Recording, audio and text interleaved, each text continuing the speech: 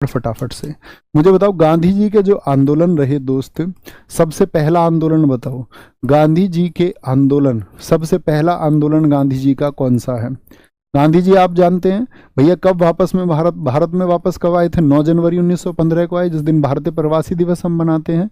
और 1915 में जो गोपाल कृष्ण गोखले इनके गुरुजी थे, उन्होंने कहा भैया अभी तुम पढ़ो, ठीक है, अभी तुम पढ़ो 1-2 साल, भारत की राजनीति का अध्ययन करो और तब इसमें एक्टिव होना। लेकिन एक रामचंद्र शुक्ल नामक व्यक्ति थे, वो उन्हें कहाँ बुला के ले गए थे? वो उन्हें ले गए थे चंपारण के लिए, कि जी वहाँ पर कि कौन सी खेती होती थी? नील की खेती के लिए। और वहां पर एक आपका प्रणाली चलती थी, 3 कठिया प्रणाली। 3 कठिया प्रणाली यानी 3/20 भाग जिस भी किसान पर है, वो उस पर साथी क्या करेगा? नील की खेती करेगा। नील जो आपके शर्ट में लगाता था, आया नया उजाला 4 बूंदों वाला, 3 कठिया प्रणाली। सुना है तुमने? आया नया उजाला 4 बूंदों वाला। नील लगता था ना, सफेद कमीज, हमारी स्कूल की पे तो लगा है, आपकी पे लगा नहीं लगा पता नहीं। 3 कठिया प्रणाली यानी 3/20 भाग पर नील की खेती। अब किसान उसके लिए इसलिए नहीं थे क्योंकि वो भूमि को बंजर करती थी। जैसे आप देखते होंगे यूकेलिप्टस के पेड़ लगाए जाते हैं, सफेदा के खेत लगाए जाते हैं, वो आसपास की जमीन को भी बंजर बना देते हैं। आप फिर धान नहीं बो सकते हैं, फिर उन्हें पैरों से उसको प्रेस करना पड़ता था, इसीलिए किसान उसके पक्ष में नहीं थे। गांधी जी ने इससे मुक्ति दिलाई। 1918, याद रख लेना, आपका साथी क्या बोलेंगे? अहमदाबाद मिल मजदूर आंदोलन, ठीक है, अहमदाबाद मिल मजदूर आंदोलन। प्लेग बीमारी फैल गई थी और प्लेग बीमारी की वजह से क्या हो गया था? जो उन लोगों से काम कराया गया था और जो बोनस देने की बात थी 50%, वो नहीं दिया।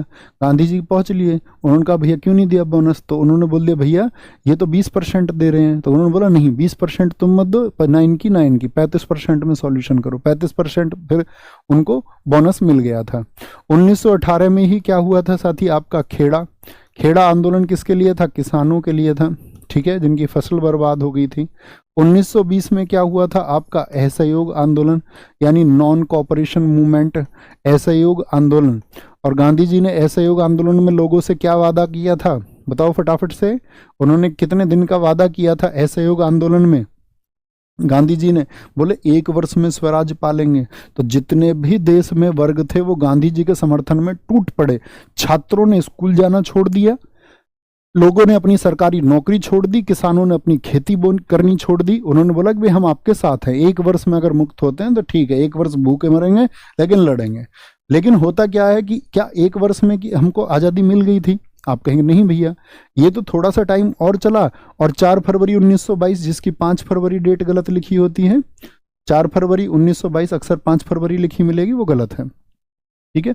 4 फरवरी 1922 को कहां पर? चौरी चौरा में। जो यूनाइटेड प्रोविंस था पुराना, यूपी का पुराना नाम क्या था? यूपी का पुराना नाम यूनाइटेड प्रोविंस, संयुक्त प्रांत बोलते थे यूपी को पहले। वहां के चौरी चौरा गोरखपुर में आपका ये आपका क्या हो गया? पुलिस वालों को भैया, पुलिस वालों को क्या कर दिया गया? एक चौकी में बंद कर दिया गया, चौकी में बंद करके आग लगा दी गई। क्यों चौकी में बंद करके आग लगा दी गई? क्योंकि ये लोग विदेशी वस्तुओं के बहिष्कार के लिए नारे लगा रहे थे। पुलिस ने आके फायरिंग करी, डिशकियां आओ, सब यहाँ से भाग जाओ। लेकिन भैया फिर क्या हुआ? सब लोग गए नहीं, वो खड़े रहे। तो जो थानेदार था गुप्तेश्वर सिंह, उसने सीधी गोली चला दी। तो भीड़ ने भी फिर अपनी प्रतिक्रिया दिखा दी। तो इसके लिए फिर गांधी जी ने क्या किया? असहयोग आंदोलन को वापस ले लिया। तो गांधी जी की तो बड़ी इसमें भैया खिजालत हुई। लोगों ने बोला यार कम से कम चर्चा तो कर लो, खुद ही कुछ भी शुरू कर देते हो, खुद कुछ भी बंद कर देते हो। कन्याकुमारी किसी गांव से गलती हो जाए तो उसके लिए जम्मू कश्मीर के गांवों को सजा थोड़ी ना दोगे। तो ऐसे बहुत सारे लोगों ने विरोध किया। तो गांधी जी से यहाँ की भारतीय राजनीति में बहुत परिवर्तन आया। जो छात्र थे वो गांधी जी के साथ, स्कूल जिन्होंने छोड़ा था वो नाराज हो गए। उन सब ने बनाया HRA 1924 में। HRA का गठन कब हुआ? बोले गांधी जी की बात नहीं मानेंगे, गांधी जी जेल चले गए। HRA का पूरा नाम लिखो, हिंदुस्तान रिपब्लिकन एसोसिएशन, हिंदुस्तान प्रजातांत्रिक संगठन। हिंदुस्तान रिपब्लिकन एसोसिएशन का गठन कब हुआ था? हिंदुस्तान रिपब्लिकन एसोसिएशन का गठन कब हुआ था? ये हुआ था भैया कानपुर में। आपका कहाँ पर? कानपुर में 1924 में, 1924 में, ठीक है, 1924 में। अब यही जो HRA था साथी, HRA था, इसके जो संस्थापक थे वो कौन थे? सचिंद्र सान्याल, योगेश बनर्जी, बहुत सारे युवा लोग थे आपका। बाद में सब लोग ही इससे जुड़ गए थे, क्रांतिकारी जितने भी थे, गरम खून वाले, चंद्रशेखर आजाद हो चाहे आपको भगत सिंह हो, सब इससे जुड़ गए थे। और जो नेताजी लोग थे उन्होंने बनाई थी स्वराज पार्टी। स्वराज पार्टी, गया अधिवेशन 1922 में कांग्रेस का हुआ और स्वराज पार्टी की स्थापना उसी के बाद में बीज पड़ गए 1923 में। कौन कौन लोग थे? एक तो नेहरू जी के पिताजी मोतीलाल नेहरू, और ये पार्टी बड़ी हिट होती, लेकिन क्यों हिट नहीं हो पाई? क्योंकि भैया जो सुभाष चंद्र बोस जी के गुरु थे इसमें, चित्तरंजन दास जी जो इसके अध्यक्ष भी थे, वो 1925 में ही एक्सपायर हो गए, चित्तरंजन दास। तो इसीलिए इस पार्टी का बहुत लंबा भविष्य नहीं रहा भाई। जो विचारक है, जो आपका थॉट्स को आगे लेके जाएगा, जो रणनीति बनाएगा, वही व्यक्ति ना रहे तो फिर कहाँ जाएंगे कक्षाएं आगे? ठीक है, तो क्या बोलेंगे 1923 में मोतीलाल नेहरू और चित्तरंजन दास के साथ में। तो ये दोनों चीजें आपको याद रख लेनी है। HRA से पे आते हैं। HRA बाद में क्या हो गया था? 1924 का ये HRA, इसमें एक तो भगत सिंह जी की आपकी नौजवान सभा थी 1926 की, वो उसको भी इसमें मर्ज कर दिया गया। 1928 में ये बन गया, भगत सिंह जी ने एक वर्ड दिया एस, क्योंकि वो सोशलिस्ट थे, समाजवाद, वो समाज के मतलब उन वर्गों का। अब भगत सिंह जी का थॉट प्रोसेस समझना तुम, ऐसे नहीं क्रांतिकारी की लड़ गए। और एक बात सोचो, आपको मैं एक बात बताऊं, आप आज तैयारी कर रहे हैं तो आपको दुख है आप सेलेक्ट हो पा रहे हैं या नहीं? यस और नो, फटाफट से बताएंगे कि हम सेलेक्ट नहीं हो पा रहे हैं।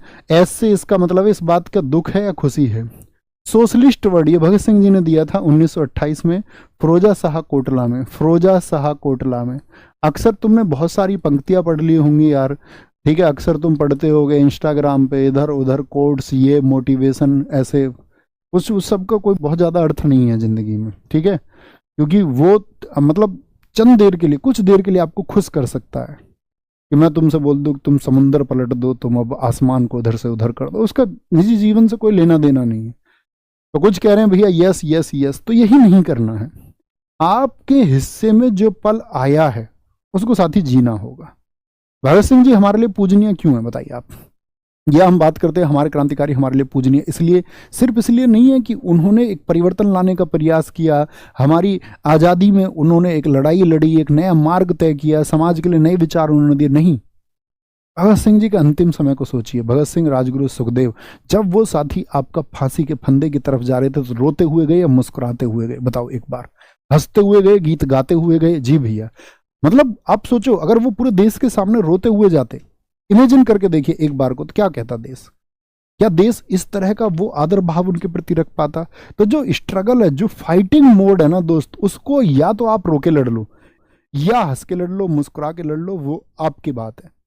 अब उसके लिए आपका माइंड सेट कैसा है वो आपको तय करना हो। तो मैं तो सोचूंगा कि भैया माइंड सेट ऐसा होना चाहिए कि भैया फाइटिंग का मोड है, जो होगा सो होगा, जो होगा देखा जाएगा, हम हंसते हुए मुस्कुराते हुए लड़ेंगे, ठीक है। इसीलिए मैं आपसे कहता हूँ कि हमेशा स्माइल सबसे बेहतरीन चीज़ है दुनिया में, उसको बनाए रखो, ऐसे उदास मत बैठो भैया भैया ये नहीं हो पा रहा, वो नहीं हो पा रहा, होगा अपने टाइम पे होगा, ठीक है, क्योंकि उसमें कुछ और हो नहीं सकता।